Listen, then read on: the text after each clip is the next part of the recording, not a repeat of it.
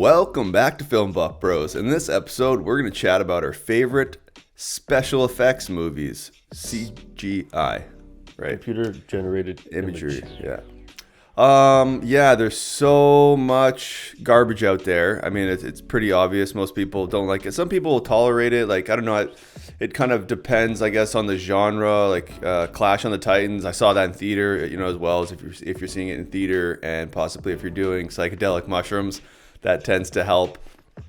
Yeah, no, it's obviously getting better, and with like the AI and deep fakes and stuff, it's definitely getting a lot better and more tolerable and more, what's the word, where there's a specific word for it. They talk about it in audio engineering too, when you're able to, it's seamless. It's seamlessly put in there where it's not noticeable. It's not delicate, but subtle. Yeah. Where it's not totally obvious when it's in there. And yeah, I don't know. I guess also, like, when these special effects are first introduced, you're kind of more, I don't know, it totally depends on like the budget, but they seem more tolerable at first because you're like, whoa, this novelty or whatever, right? And Avatar, there's some, this cutting edge kind of stuff that looks good. But I think that Jurassic Park, the first one, still holds up. Obviously, there's a lot of practical effects in it, but the CGI, they do something called scaling, where they have the image like not in the forefront.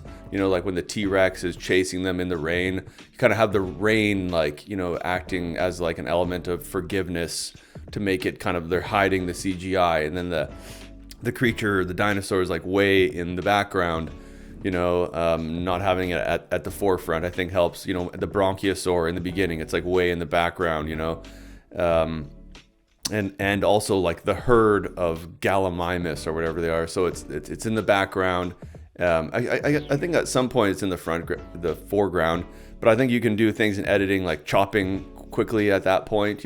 When they're way in the background, it's like a long shot, a pan, and it's this big herd, so you're not really getting much detail on any one of the creatures. It's kind of this mass of blur kind of moving by.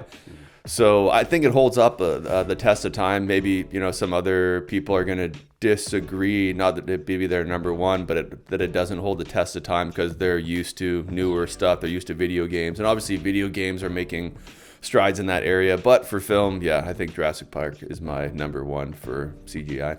You know what? I said I was going to say Star Wars, but really Star Wars and Jurassic Park both use CGI and practical.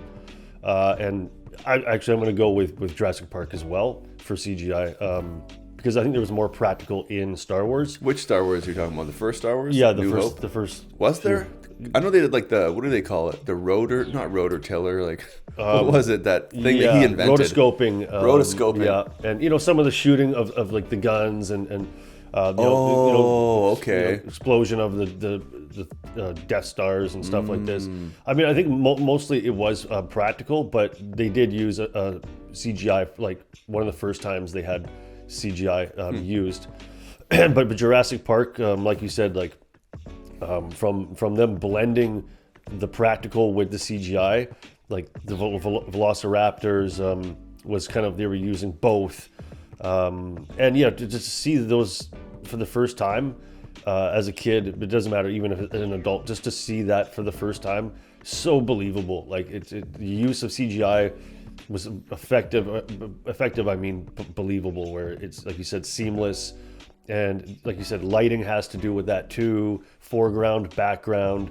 And I think before that they had tried CGI stuff a little, but for 93, I think that is the first film that really blew people's minds, and CGI was used in a way that was just believable. They looked like real. They looked real, and they had stop motion before, and they had all these other things before, but this was the first time they CGI really stepped up quite a few levels. Like it almost was like not even there. It was laughable, and then boom, Jurassic Park came, and it was like, now we have CGI for real. Like, this is how it should be used.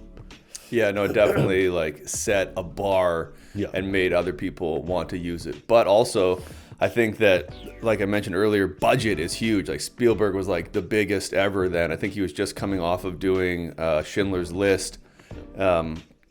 And, you know, Jaws obviously like propelled him into stardom. And he had lots of money, like Leslie Wexner, the Merlin of malls, was bankrolling him. Jeffrey Epstein was his financial advisor for whatever reason. But yeah, he was bankrolling Spielberg. And an interesting fact that I saw on Movies That Made Us is that they spent 3 times the amount of money marketing that movie as they spent making that movie. And Wow. it just shows like how important marketing is. But yeah, I don't think that's really why the movie was as successful it was. It was because Spielberg is such a great director, and because yeah, they just blended that CGI so well with the practical effects that it made it like really believable. Yeah. Yeah. Well, it's an amazing film. Hopefully these people have seen it. If you haven't, Jurassic Park is a You good gotta movie. see that. Yeah. Anyway, that's our episode for this week. Tune in next week for another episode, and please like and subscribe and leave a message down below to comment and let us know what kind of movies you want us to review next. Thanks for watching, guys.